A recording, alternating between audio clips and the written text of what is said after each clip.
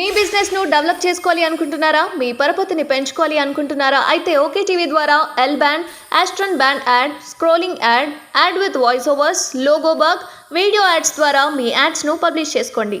సంప్రదించవలసిన phone number 8520917933.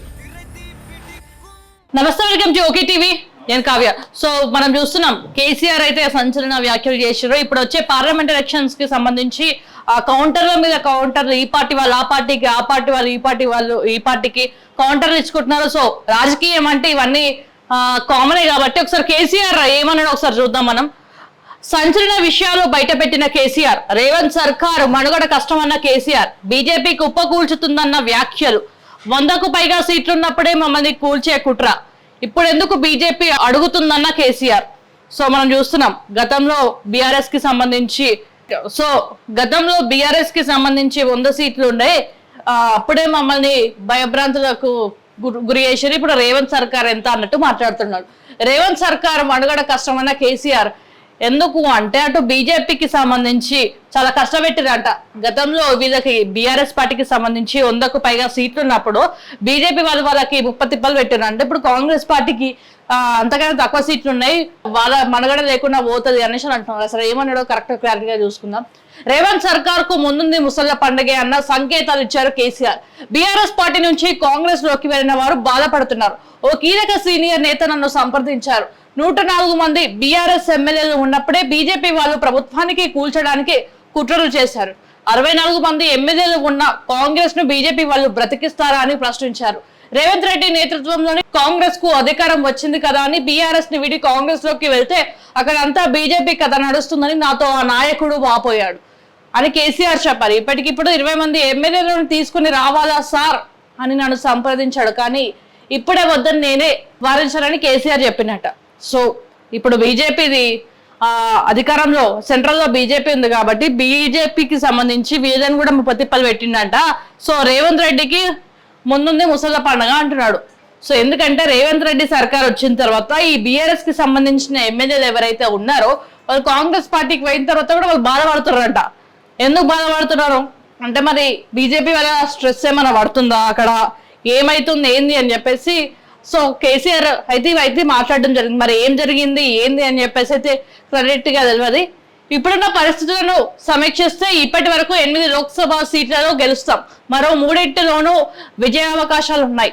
Bus యాత్ర చేద్దాం, జనం నుంచి పార్టీ పట్ల మంచి స్పందన వస్తుంది. ఇప్పుడున్న రేవంత్ సర్కార్ పై విపరీతమైన వ్యతిరేకత వచ్చింది, దాన్ని బీఆర్ఎస్ తనకు అనుకూలంగా మలుచుకోవాలి. ఈ నెల 22 నుంచి రోడ్ షోలు ప్రారంభిస్తాను. కీలకమైన వరంగల్, ఖమ్మం, మహబూబ్ నగర్ సెంటర్లలో భారీ బహిరంగ సభలు నిర్వహిద్దామని అన్నారు. నిజంగా వాస్తవంగా మాట్లాడుకుందామంటే రేవంత్ రెడ్డి పైన నిజంగా ఈ కాంగ్రెస్ పార్టీ ప్రభుత్వం పైన నిజంగా నెగిటివ్ ఇంపాక్ట్ పడింది.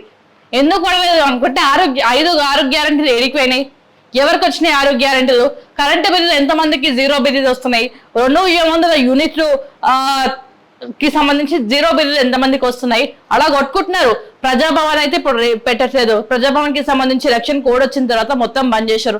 ఆ కరెంటు చక్కగా లేదు, రోజు ఒకసారి కరెంటు పోతుంది. నిజంగా మా ఇంట్లో కూడా పోతుంది, రోజు ఒకసారి కరెంటు మార్నింగ్ టైంలో పోతుంది. సరే, నిజంగా నెగిటివ్ ఇంపాక్ట్ పడింది కాబట్టి వాళ్ళు పాజిటివ్ గా మలుచుకుంటున్నారు. సో మా ఎడిటర్ వాళ్ళ ఇంట్లో కూడా కరెంట్ పోతుంది అంటారు, నా ఇంట్లో ఒకసారి పోతారు, ఇంట్లో 2 సార్లు పోతుందంట. మరి ఎందుకు ఈ నెగిటివ్ ఇంపాక్ట్ పడుతుందంటే నిజంగా పెన్షన్లు ఎడిపోయినాయి. ఏదైతే కేసీఆర్ ఇచ్చిన 2000 పెన్షన్లు, కేసీఆర్ అప్పట్లో 2200 పెన్షన్ ని 2000 చేశారు.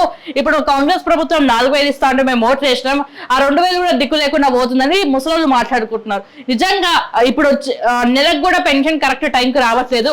కేసీఆర్ ఉన్నప్పుడు అన్న మాకు ఒక 2 రోజులు లేట్ వచ్చేది, ఇప్పుడు అది కూడా దిక్కు లేకుండా పోయింది అనేసి మాట్లాడుకుంటారు. నిజంగా కాంగ్రెస్ పార్టీ చిత్తశుద్ధి ఉంటే ఈ 6 గ్యారెంటీలకి సంబంధించి ప్రజల్లోకి ఎట్లా తీసుకోవాలనేసి ఆలోచించాలి.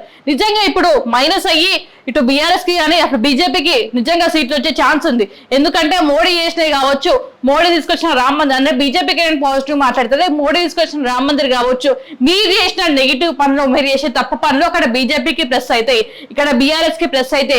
ఇప్పుడు ఇక్కడ తెలంగాణకి సంబంధించి నేను సీఎం అయిపోయినా నా పని అయిపోయింది అనేసి అనుకుంటున్నట్టు రేవంత్ రెడ్డి. ఒక్కసారి చిత్తశుద్ధి పెట్టి ఆలోచించు, ప్రజలకి నేను ఏమిస్తున్నా, నేను ఏం హామీలు ఇచ్చినా ఒకసారి గుర్తు తెచ్చుకో. ఇప్పుడు సీఎం సీట్ లో ఉన్నాం, సీఎం పదవిలో ఉన్నా కాబట్టి నేను ఒకసారి ఆరోగ్యానికి సంబంధించిన పేపర్ ముంగట పెట్టుకుని అరే నేను గ్యారెంటీ ఒకసారి గుర్తు తెచ్చుకో, మర్చిపోయినట్టున్నాను. నేను ఇన్ని గ్యారెంటీలు ఇచ్చినా, నేను ఏ గ్యారెంటీలు ప్రజల్లోకి పోతున్నాయి, ఇందిరమ్మ ఇది ఎడిపోయినాయి, ఆ బస్సు ఒకటి ఫ్రీ పెట్, బస్సులకి సంబంధించి కూడా సరే బస్సులు ఫ్రీ పెట్టను, నాకు డైలీ మా ఒకే టీవీకి కాల్స్ వస్తున్నాయి, అరే మేము ఇట్లా బాధపడుతున్నాం, ఆటోల డ్రైవర్ల కష్టాలు ఎట్లా అని చెప్పేసి. ఆడోళ్ళు కూడా కొంతమంది ఆడోళ్ళ విషయంలో కూడా కొంతమంది నెగిటివ్ ఇంపాక్ట్ పడుతుంది. మేము రోజు కొట్టుగా వస్తున్నాం, ఆ టికెట్ రేట్లను కొంచెం తక్కువ చేస్తే అయిపోతుండే, ఫ్రీ బస్సులు ఇచ్చేసి మమ్మల్ని ఆగం చేసిండు, కొట్టుకోలేక పీక్కోలేక వస్తున్నాం అని చెప్పేసి వాళ్ళు మాట్లాడుకుంటున్నారు. సో నిజంగా ఇక్కడ కేసీఆర్ అన్నట్టే జనం నుంచి పార్టీ పట్ల మంచి స్పందన వస్తుంది. ఇప్పుడున్న రేవంత్ సర్కార్ పై విపరీతమైన వ్యతిరేకత వచ్చింది. 100% నేను చెప్తున్నా, రేవంత్ రెడ్డి సర్కార్ పైన విపరీతమైన వ్యతిరేకత వస్తుంది. స్టార్ట్ అయింది, ఇప్పుడు కౌంట్ స్టార్ట్ అయింది. ఎలక్షన్స్ అయిపోయినాయి, హామీలు ఏదో అడ్డమైన హామీలు అనేది ఇచ్చేసిన, ప్రజలను మభ్యపెట్టేసిన, ప్రజలను అమ్మేసారు, ఓట్లు వేసిండు అనేసి అయిపోయింది, అదే అయిపోయింది అనేసి అనుకుంటున్నారు. ఒకసారి నువ్వు ఆలోచించు, నేను ప్రజల సైడ్ నుంచి నేను ఏం మాట్లాడినా, ప్రజలు ఏ నమ్మకంతో నాకు ఓట్లు వేసారు, నేను పాదయాత్రలు చేసిన, ఆ యాత్రలు చేసిన, ఇవన్నీ కష్టాలు చేసినా కాబట్టి ప్రజలు నాకు ఓట్లు వేసారు. కాబట్టి ఒకసారి ఆలోచించాలి. ఒకసారి ఆలోచించి ఇప్పుడు నేను ఏం చేయాలి, ఇప్పుడు వచ్చే పార్లమెంట్ ఎలక్షన్స్ లో నా స్థానాలను దక్కించుకోవాలంటే ఎట్లా కష్టపడాలి, ఇప్పుడు ప్రజలు నన్ను నమ్మే పరిస్థితులు లేరు కదా. సో ఇదంతా ఇప్పుడు మాట్లాడుకోవాలంటే మధ్య ఎలక్షన్స్ తర్వాత మాట్లాడతాడు. సో ఈ ఆరోగ్యానికి సంబంధించి ఎలక్షన్స్ తర్వాత మాట్లాడదాం, ఇప్పుడు ఎలక్షన్స్ నడుస్తున్నాయి కదా అనేసి ఇప్పుడున్న సిచ్యువేషన్ అదే నడుస్తుంది. సో ఒక్కసారి ఆలోచించాలి, నువ్వు ప్రజలకు ఏం చేసినావు, ఎలాంటి హామీలు ఇచ్చినావు. నిజంగా పేద ప్రజలను చూడు ఒకసారి, ఒకసారి ఆ వీడియోస్ ఉంటాయి, వీళ్ళు ప్లే చేపిస్తాను. నేను తీసుకున్న పబ్లిక్ టాక్స్ లో ఇంతవరకు కేసీఆర్ ప్రభుత్వం ఉంటేనే బాగుంటది, రేవంత్ రెడ్డి వచ్చిన తర్వాత మేము దిక్కు లేకుండా పోయినాం అనేసి ప్రజలు మాట్లాడుకుంటున్నారు. ఒకసారి చూడండి, పెన్షన్స్ కి సంబంధించి కొడుకులు పట్టించుకోక, బిడ్డలు పట్టించుకోలేక ఎవరైతే రోడ్ల మీద ఉన్నారో వాళ్ళు కేసీఆర్ తీసుకొచ్చిన 2000 పెన్షన్ మీద ఆధారపడి ఉన్నారు. ఆ 2000 కూడా దిక్కు లేకుండా పోతే వాళ్ళ పరిస్థితి ఏంది? వాళ్ళు చెప్పుకుంటున్నారు, కేసీఆర్ మేము మా పెద్ద కొడుకు చూసుకుంటామమ్మా, కేసీఆర్ ఉన్నప్పుడు మాకు 2000 పెన్షన్ కరెక్ట్ టైంకి వచ్చేది, ఇప్పుడు అది కూడా దిక్కు లేకుండా పోయిందని చెప్పేసి. ఏదైతే నువ్వు తీసుకొచ్చినావు కళ్యాణ లక్ష్మి, కేసీఆర్ తీసుకొని వచ్చిండు, కళ్యాణ లక్ష్మికి సంబంధించి తులం బంగారం ఇస్తా అన్నావు, అదే ఇడవైనాయి, ఏవి దిక్కు లేకుండా పోయినాయి. ఇప్పుడు గతంలో పెళ్లి చేయాలంటే అరే కేసీఆర్ నాకు 1,00,000 రూపాయలు ఇస్తుండే, అవి వస్తాయని నమ్మకంతో పెళ్లి చేసిన కూడా ఉన్నారు. నిజంగా వాస్తవంగా చెప్తున్నా, నిజంగా కేసీఆర్ ఇచ్చే 1,00,000 రూపాయల పైన వచ్చే మళ్ళీ పైసలు వస్తాయి కదా అని చెప్పి 1,00,000 రూపాయలలో కూడా పెళ్లి చేసిన వాళ్ళు ఉన్నారు. సో ఇవన్నీ ఒకసారి ఆలోచించు. 1,00,000కి పైన నువ్వు తులం బంగారం ఇస్తా అని చెప్పినావు కాబట్టి ఒకసారి ఇవన్నీ ఆలోచించుకో, గుర్తు తెచ్చుకో. 6 గ్యారెంటీలకు నేను జీఎం పదవి నేను కావాల్సింది నాకు వచ్చింది, ప్రజలు ఏమన్నా ఆగంగానే నాకు సంబంధం లేదు, నేను వచ్చింది నేను కమాంచుకుంటా అయిపోతుంది అనేసి అనుకోకుండా ఇప్పుడు వచ్చే లోక్సభ ఎలక్షన్స్ కి సంబంధించి గెలవాలనుకుంటే ఒకసారి ఆలోచించు. నేను ఎలక్షన్స్ కి ముందు ఏం మాట్లాడినా, ఎలక్షన్స్ కి తర్వాత ఏం చేసినా అని చెప్పేసి ఒకసారి ఆలోచించి ప్రజలకి ఈ 6 గ్యారెంటీలకు సంబంధించి ప్రజల్లోకి ఎట్లా తీసుకోవాలని చెప్పేసి ఆలోచించు. నిజంగా ఒక రకంగా కేసీఆర్ దోచుకుందేమో కానీ నిజంగా ఒక రకంగా న్యాయమే చేసిందని చెప్పుకోవచ్చు పేద ప్రజలకు సంబంధించి. ఏదైతే లేడీస్ కి సంబంధించి మహాలక్ష్మి పథకం విషయానికి వస్తే 2,500 ఇస్తా అనేసి వాగ్దానం ఇచ్చిన అవన్నీ ఏడిపోయినాయి అని చెప్పేసి ప్రజలు కూడా నన్ను అడుగుతున్నారు. సో ఇక్కడ బలయ్యేది ఎవరు? కార్యకర్తలు. కాంగ్రెస్ పార్టీకి ఓటేయండి అమ్మా అని చెప్పేసి అడుక్కున్న కార్యకర్తలు ఉన్నారు, వాళ్ళని అడుగుతున్నారు. ఇప్పుడు కాంగ్రెస్ పార్టీకి ఓటేయమన్నావు కదా, వచ్చే పెన్షన్లు కూడా రాకుండా పోయినాయి, కళ్యాణ లక్ష్మి రాకుండా పోయింది, అటు తులం బంగారం అని చెప్తే ఇవన్నీ చెప్తున్నాయి కదా, ఇవన్నీ ఓట్ల కోసం మమ్మల్ని మభ్య పెడుతున్నాయి కదా, మేము ఓట్లు వేసినాం, ఇవన్నీ దిక్కు లేకుండా పోయింది, మా పరిస్థితి ఏంది ఇప్పుడు అనేసి అడుగుతున్నారు. సో నువ్వేంది సీఎం సీట్లో పోయి కూర్చున్నావు కాబట్టి ఇక్కడ బలయ్యేది కార్యకర్త కాబట్టి ఒకసారి చిత్తశుద్ధి పెట్టి ఆలోచించు. 6 గ్యారెంటీలు ఎట్లా తీసుకోవాలి, నేను ఏమేమి హామీలు ఇచ్చినా, ఏం హామీలు నెరవేర్చినా, ఏం హామీలు నెరవేర్చాల్సి ఉంది, ఇంతవరకు అయితే నెరవేర్చింది ఏం లేదనుకో. సో కరెంటు బిల్లు విషయానికి వచ్చినా కూడా ఇందిరమ్మ ఇల్లు కానీ ఇవన్నీ ఒకసారి ఆలోచించి ఇప్పుడు వచ్చే పార్లమెంట్ ఎలక్షన్స్ లో నువ్వు గెలవాలంటే ఇప్పటి నుంచే స్టార్ట్ చేయి. 6 గ్యారెంటీలు ఎవరెవరికి పోతున్నాయి, ఎంతమందికి పోతున్నాయి, ఎవరెవరు నువ్వు ఇచ్చిన 6 గ్యారెంటీలు పొందుతున్నారు అని చెప్పేసి ఒకసారి ఆలోచించాలనేది కూడా నేను అడుగుతున్నా. సో కేసీఆర్ అన్నది నిజంగా వాస్తవమే అని చెప్పుకోవచ్చు. ఎందుకంటే ఇప్పుడు ప్రజలు బాధపడుతున్న విషయం నేను కూడా పబ్లిక్ టాక్ తీసుకున్నాను కాబట్టి నాకు కూడా తెలుసు. సో ఇక్కడ మాత్రం బీజేపీకి స్థానాలు వచ్చే అవకాశం బాగున్నాయి. సో కేసీఆర్ కూడా ఒక మాట అన్నారు,